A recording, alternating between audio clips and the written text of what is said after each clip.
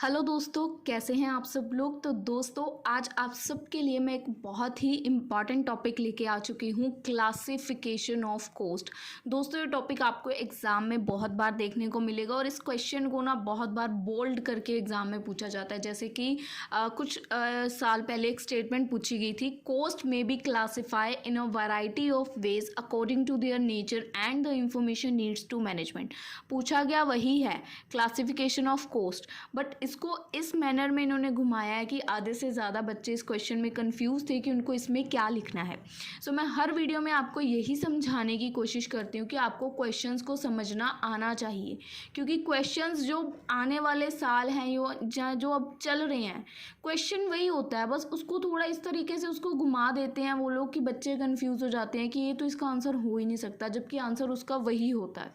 Answers और कहाँ से आएंगे, वही कुछ गिने चुने आंसर्स हैं, बस क्वेश्चन को चेंज कर देते हैं, थोड़ा सा बोल्ड कर देते हैं। अब जैसे यही वाला आप लोग देख लो, इसमें कोई नहीं बता सकता कि क्लासिफिकेशन ऑफ कोस्ट का हमने लिखना है, पर अगर हम इसको ध्यान से देखेंगे तो इन्होंने उल्टा करके लिखा हुआ है, कोस्ट में भी क्लासिफिकेशन ऑफ कोस्ट।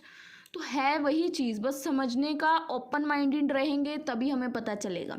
ठीक है दोस्तों, तो ये हमारा जो टॉपिक है, ये हमारे सेकंड चैप्टर का टॉपिक है, जो कि हमने लास्ट वीडियो में हमारा चैप्टर स्टार्ट किया था कोस्ट अकाउंटिंग का, cost analysis concept and classification. तो इसी नाम से एक प्लेलिस्ट बनेगी जिसके अंदर इस चैप्टर के जितने भी इंपॉर्टेंट टॉपिक्स हैं, यानी कि जो पहला टॉपिक था एलिमेंट्स, वो हम लोग कवर अप कर चुके हैं लास्ट वीडियो में।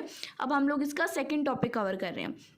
ठीक है, तो अब हम इसका करेंगे सेकंड टॉपिक कवर, जो कि है क्लासिफिकेशन ऑफ कोस्ट। तो आपको ये उसी प्लेलिस्ट के अंदर मिल जाएगा और नोट्स पूरे चैप्टर के आपको कंबाइन मिलेंगे। ठीक है, जितनी भी प्लेलिस्ट के अंदर वीडियोस होंगी एक, उसके सभी के कंबाइन नोट्स आपको डिस्क्रिप्शन में मिल जाएंगे, तो आप वहाँ से ले सकते हैं। अब देखिए, क्लासिफिकेशन ऑफ कोस्ट है क्या। कोस्ट को ना हमने क्लासिफाई करना है कि किस नेचर की कोस्ट है। ठीक है, classification of cost essentially mean कि कोस्ट जो है उसको हमें ग्रुप्स में डिवाइड करना है कि कौन सी कोस्ट किस कैटेगरी के अंदर आ रही है, कौन सी प्रोडक्शन की कोस्ट आ रही है, कौन सी सेलिंग की कोस्ट है, कौन सी डायरेक्ट कोस्ट है, कौन सी इनडायरेक्ट कोस्ट है। तो हमने उसको ग्रुप्स में डिवाइड करना है उसके कैरेक्टरिस्टिक्स के अकॉर्डिंग कि वो कौन सी कोस्ट है। ठीक है, तो क्लासिफिकेशन ऑफ कोस्ट का इसेंशियल बेसिकली मतलब क्या होता है, कोस्ट को ग्रुपिंग करना, grouping of cost according to their similar characteristics, उनके कैरेक्टरिस्टिक्स के अकॉर्डिंग उनको ग्रुप्स में डिवाइड करना। अगर हम लोग देखें नाउ इन कोस्टिंग, यहाँ पे डजन्स ऑफ वेज हैं जिसके थ्रू हम लोग कोस्ट को क्लासीफाई कर सकते हैं। हम लोग उसके नेचर के थ्रू उसको क्लासीफाई कर सकते हैं, उसके फंक्शंस के थ्रू या उसके ट्रेसेबिलिटी के थ्रू उसको हम लोग क्लासीफाई कर सकते हैं कि किस चीज़ की कोस्ट है, किस नेचर की कोस्ट है या किस फंक्शन की कोस्ट है।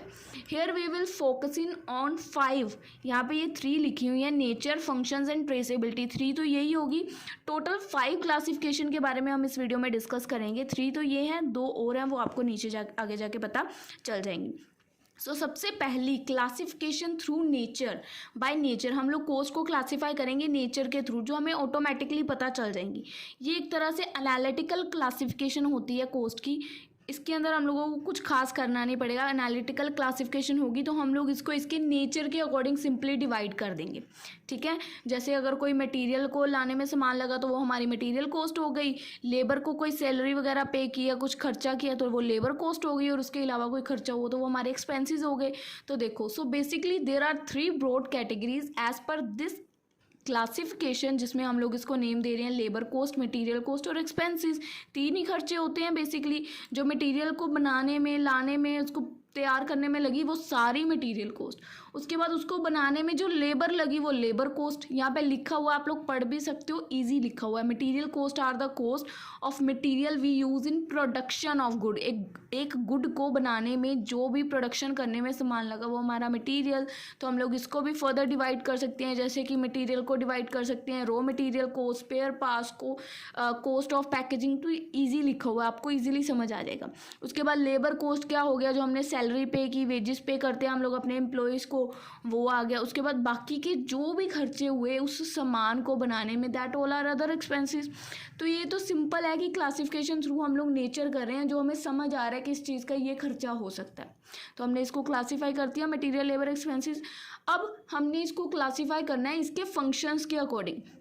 फंक्शंस यानी कि ये प्रोडक्शन डिपार्टमेंट का है, ये सेलिंग डिपार्टमेंट का है, ये इसका है डिपार्टमेंट्स के अकॉर्डिंग। ये तो हम लोग सिंपल देख रहे थे ना कि इस चीज़ में खर्चा आया, खर्च किसका कितना आया है ना। अब यहाँ पे देखो हमने इसको फंक्शनल क्लासिफिकेशन करनी है।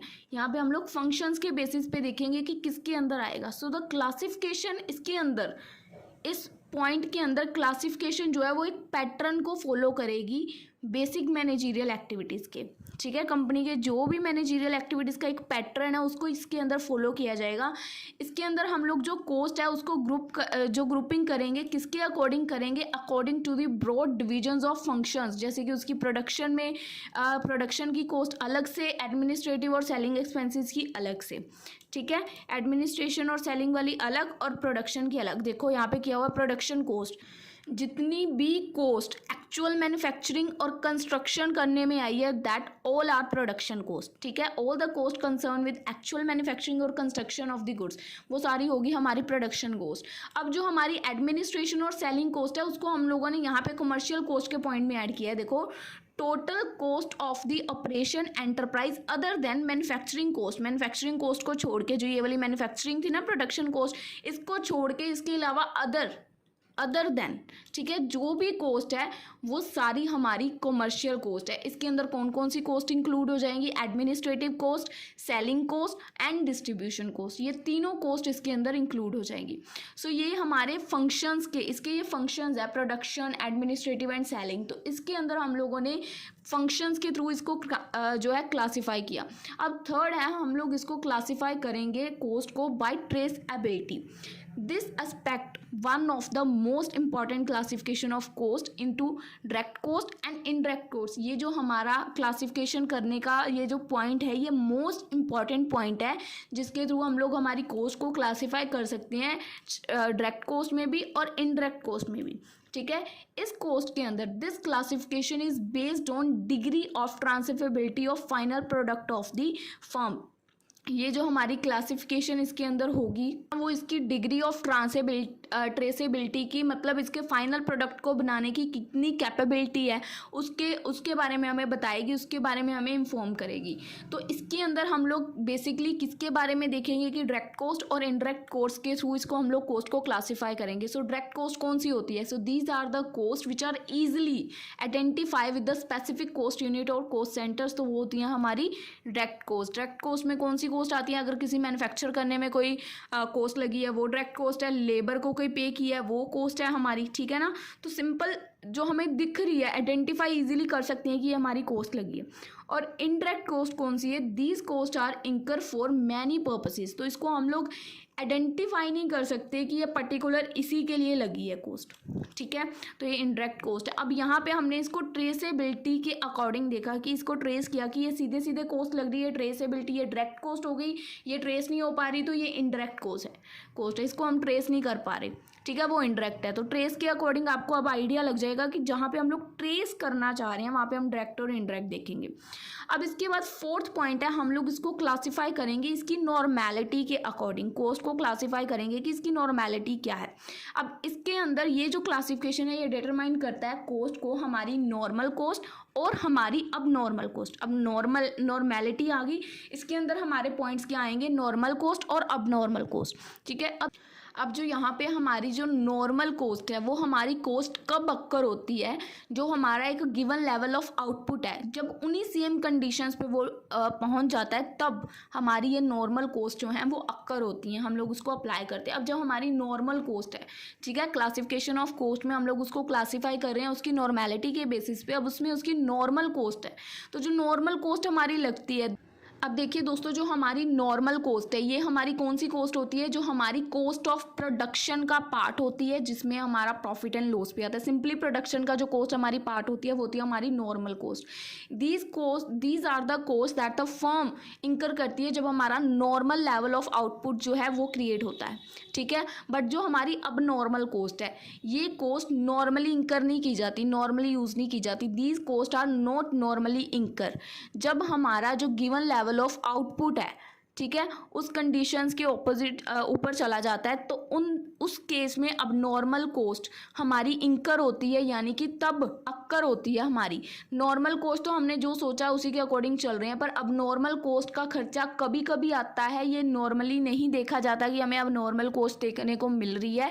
पर जब हमारा जैसे कि अब नॉर्मल कॉस्ट कोई भी एमरजेंसी कोई खर्चा आ गया तो हमारी अब वो अब नॉर्मल कॉस्ट है, तो ऐसी कॉस्ट को हम लोग कहाँ से चार्ज करते हैं? These cost are charge to profit and loss account. जो हमारा P&L अकाउंट है उसमें से इस कॉस्ट को चार्ज किया जाता है, मतलब उसी में से इस कॉस्ट को प्लस माइनस किया जाता है। जो भी एक्स्ट्रा खर्चा आता है इसका प्रोडक्शन के साथ कुछ भी लेना देना नहीं होगा, not a part of the cost of production.